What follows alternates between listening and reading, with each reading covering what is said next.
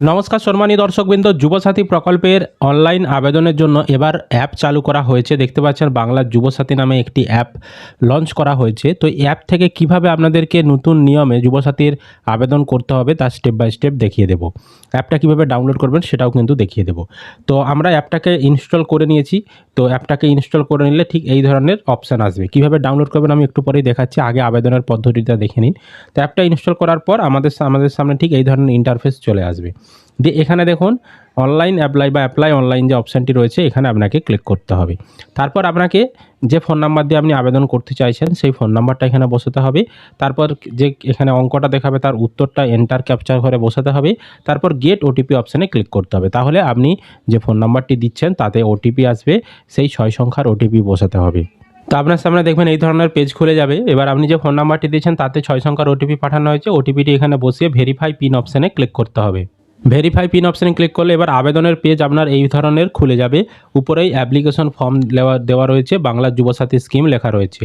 এবার এখানে basic details দিতে হবে। আপনার ফোন নাম্বারটা এখানে আগে থেকেই এন্ট্রি থাকবে যেটা আপনি দিয়েছিলেন লগ ইন করার সময়। এবার আপনার আধার কার্ডের নাম্বারটা এখানে বসাতে হবে। আর এখানে যেগুলো লাল রঙের স্টার চিহ্ন দেওয়া রয়েছে সেগুলো অবশ্যই পূরণ করতে হবে। তারপর এখানে আপনার নাম বসাতে বলেছে, ফার্স্ট নেম, এটি মাধ্যমিকের অ্যাডমিট কার্ড অনুযায়ী বসাতে বলেছে। তো সেখান থেকে দেখে আপনি নাম লিখে দিবেন। তারপর মিডল নেম থাকলে মিডল নেম লিখে দেবেন। লাস্ট নেমের ঘরে আপনার নামের যে পদবি যেটাকে টাইটেল বলে সেটা আপনি লিখে দেবেন। তারপর এখানে মোবাইল নাম্বার দিতে বলেছে। এখানে অবশ্যই কিন্তু আপনার ব্যাঙ্ক অ্যাকাউন্টে যে মোবাইল নাম্বারটি লিঙ্ক রয়েছে সেই মোবাইল নাম্বারটি দিতে বলেছে, এখানে দিয়ে দেবেন। তারপর ইমেল আইডি লাল রঙের স্টার চিহ্ন দেওয়া নেই, আপনি দিতে চাইলে দিতে পারেন, না দিতে চাইলে নাও পারেন। তারপর এখানে জেন্ডার মেল না ফিমেল সেটা সিলেক্ট করতে হবে। তারপর আপনার যে ডেট অফ বার্থ সেটা এই যে ক্যালেন্ডার এখান থেকে ক্লিক করে আপনার ডেট অফ বার্থটা আপনাকে সিলেক্ট করতে হবে। ডেট অফ বার্থ সিলেক্ট করলে অটোমেটিক আপনার বয়স কত এখানে দেখিয়ে দেবে। যদি 21 থেকে 40 বছরের মধ্যে হন তবেই আবেদন করতে পারবেন, নইলে আবেদন করতে পারবেন না। তো এখান থেকে ডেট অফ বার্থ আপনি সিলেক্ট করে নেবেন। তারপর আপনার বাবার নাম এখানে ফাদার্স নেমের ঘরে বসিয়ে দেবেন, মায়ের নাম বসিয়ে দেবেন, স্পাউস নেম যাদের বিয়ে হয়ে গেছে তারা তাদের স্বামী বা স্ত্রীর নামটা এখানে বসিয়ে দেবেন। তারপর ক্যাটাগরি এখানে আপনি জেনারেল, এসসি না এসটি না ওবিসি যেই ক্যাটাগরি হবেন সেটা সিলেক্ট করবেন। আর এখানে যদি আপনি অন্যান্য ক্যাটাগরি হয়ে থাকেন, ধরুন এসসি যদি হন তাহলে এখানে এসসি কাস্ট সার্টিফিকেটের নাম্বার লিখতে হবে। যাদের কাস্ট সার্টিফিকেট নেই তাদেরকে জেনারেল হিসাবেই আবেদন করতে হবে। জেনারেল হিসাবে আবেদন করলে কোনো রকম কাস্ট সার্টিফিকেটের নাম্বার চাইবে না। তারপর ম্যারিটাল স্ট্যাটাসে এখানে বিবাহিত না অবিবাহিত না সেপারেট না উইডো যেটা হবেন আপনি সেটা সিলেক্ট করবেন। তারপর কন্ট্যাক্ট ডিটেলসে এখানে আপনার বাড়ির নাম্বার, তারপর গ্রামের নাম, তারপর পোস্ট অফিসের নাম, তারপর জেলার নাম এগুলো সিলেক্ট করতে হবে এবং আপনার ব্লকের মধ্যে বাড়ি না মিউনিসিপ্যালিটির মধ্যে বাড়ি সেটা সিলেক্ট করতে হবে। এখানে পুলিশ স্টেশন আপনাকে সেই লিস্ট থেকে দেখে এখানে অটোমেটিক মানে লিস্টের পুলিশ স্টেশনের নামগুলো চলে আসবে, সেখান থেকে সিলেক্ট করতে হবে। তবে এখানে একটা জিনিস দেখুন মার্ক করে দিয়েছে, বলছে যদি আপনি আপনার পুলিশ স্টেশনের নাম খুঁজে না পান তাহলে বলেছে যে আপনার কাছাকাছি যে কোনো একটা পুলিশ স্টেশন আপনি সিলেক্ট করতে পারেন। তারপর এখানে গ্রাম পঞ্চায়েতের নাম সিলেক্ট করতে হবে এবং আপনার পিনকোডটি বসাতে হবে। আর স্টেট ওয়েস্ট বেঙ্গল অটোমেটিক থাকবে। আর এই বাড়ির নাম্বারটা অনেকেই জানেন না, বাড়ির নাম্বারটা আপনাদের যে ভোটার লিস্ট সেই ভোটার লিস্টে লেখা রয়েছে সেখান থেকে দেখে লিখে দেবেন। তারপর নিচে আসবেন, এখানে আপনার যে মাধ্যমিক পরীক্ষার ডিটেলস সেটা দিতে হবে। কোন বোর্ড থেকে আপনি মাধ্যমিক পাস করেছেন, West Bengal board of secondary education না সিবিএসসি না আইসিএসসি না WBBMS মানে মাদ্রাসা বোর্ড না আদার্স, যেখান থেকে করেছেন সেটা আপনি সিলেক্ট করবেন। তারপর আপনার মাধ্যমিকের যে রোল এবং নাম্বার সেটা আপনি এখানে বসাবেন, রোলের ঘরে রোল, নাম্বারের ঘরে নাম্বার। আর এখানে ইয়ারের ঘরে কত সালে আপনি পাস করেছিলেন সেই যে সালটা সেটা আপনি লিখে দেবেন। তারপর এডুকেশন কোয়ালিফিকেশন হাইয়েস্ট কতদূর আপনি পড়াশোনা করেছেন সেটা আপনি পোস্ট গ্র্যাজুয়েট না গ্র্যাজুয়েট সেটা আপনি এখানে লিখে দেবেন। তারপর প্রেজেন্ট অকুপেশন বর্তমানে আপনি কি জীবিকার সঙ্গে যুক্ত, এখানে আনএমপ্লয়েড কথাটা আপনি লিখে দেবেন, আনএমপ্লয়েড কথাটি। তারপর এবার ব্যাংকের তথ্য দিতে হবে, আধার লিঙ্ক ব্যাংক অ্যাকাউন্ট দিতে বলেছে, এখানে আপনার ব্যাংকের নাম দেবেন, এখানে আপনার ব্যাংকের ব্রাঞ্চের নাম দেবেন মানে শাখার নাম, ব্যাংকের অ্যাকাউন্ট নাম্বার দেবেন, আইএফএসসি কোড দেবেন। দিয়ে এখানে আপনি বর্তমানে কোনো সরকারি সুযোগ সুবিধা কোনো প্রকল্পের টাকা পান কি না সেটা সিলেক্ট করতে বলেছে। যদি আপনি পান ইয়েস অপশানে সিলেক্ট করে যেই প্রকল্পের টাকা পান সেটা লিখতে হবে। আর যদি আপনি কোনো প্রকল্পের সুযোগ সুবিধা না পান তাহলে নো অপশানে সিলেক্ট করেই সেভ বেসিক ডিটেলস অপশানে ক্লিক করতে হবে। তো সেভ বেসিক ডিটেলসে ক্লিক করলে এবার আপনি দ্বিতীয় ধাপে চলে আসবেন, এখানে ডকুমেন্ট অপশানে চলে আসবেন। এবারে আপনাদেরকে ডকুমেন্টগুলো আপলোড করতে হবে। তো এখানে দেখুন ডকুমেন্টগুলো যেগুলো বলেছে সমস্তটাই সেলফ অ্যাটেস্টেড করে আপলোড করতে বলেছে। মানে আপনাকে মাধ্যমিকের যদি অ্যাডমিট কার্ড আপলোড করছেন তাহলে মাধ্যমিকের অ্যাডমিট কার্ডটাকে জেরক্স করতে হবে, জেরক্সের নিচে আপনাকে সই করতে হবে, দিয়ে সেই জেরক্সটাকে আপলোড করতে হবে এখানে। বোঝাতে পেরেছি? মানে আগে আপনার অরিজিনালটাকে জেরক্স করে, জেরক্সে সই করে, সেই সই করা অবস্থায় জেরক্স কাগজটিকে আপনাকে এখানে আপলোড করতে হবে। কারণ এখানে সেলফ অ্যাটেস্টেড কথাটা যুক্ত করে দিয়েছে।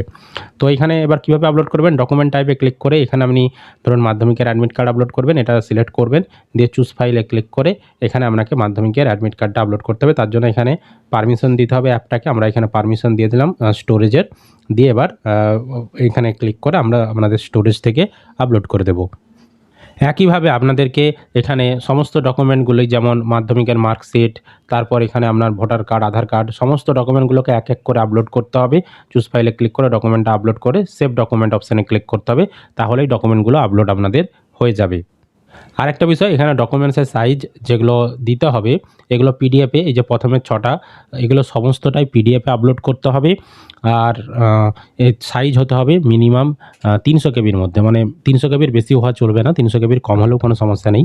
আর যেটা ছবি আর হচ্ছে আপনার সইটা আপলোড করবেন সেটা 50 কেবি মধ্যে হতে হবে, আর জেপিজি বা পিএনজি ফরম্যাটে হতে হবে।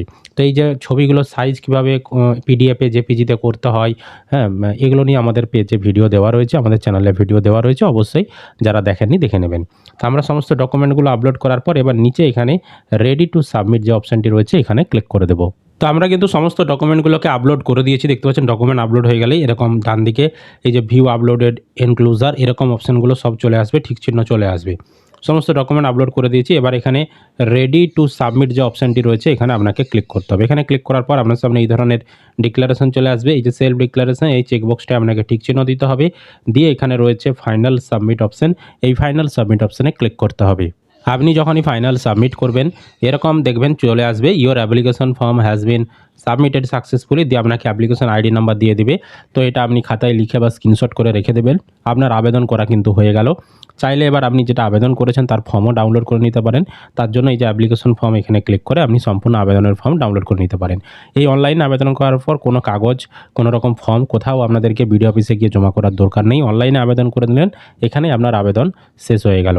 তো এইভাবে কিন্তু অ্যাপ থেকে আপনারা আবেদন করতে পারবেন যুবসাথী প্রকল্পে। তো যুবসাথীর অ্যাপ ডাউনলোড করার জন্য আপনার ফোনে আপনি গুগলে আসবেন, গুগলের সার্চ বাটনে এসে লিখে দেবেন এখানে যুবসাথী, YUBA, যুবসাথী, SATHI, যুবসাথী বলে লিখে দেবেন। তো গুগলে যখনই যুবসাথী বলে লিখে দেবেন তখন দেখবেন নিচের দিকে একটা ওয়েবসাইট চলে আসবে, যে দেখতে পাচ্ছেন jubosathy.wb.gov.in। তো এটার উপরে আপনি ক্লিক করে দেবেন, বা আপনি সরাসরি গুগলে এসে লিখতেও পারেন যে jubosathy.wb.gov.in, এটা লিখলেও হবে। তো আপনার সামনে এই ধরনের দেখবেন ওয়েবসাইট খুলে গেছে। এবার এই ওয়েবসাইটে আপনি এখানে অ্যাপ্লাই নাও বা যে অ্যাপ্লাই অনলাইন যে অপশানটা রয়েছে এখানে আপনি ক্লিক করবেন।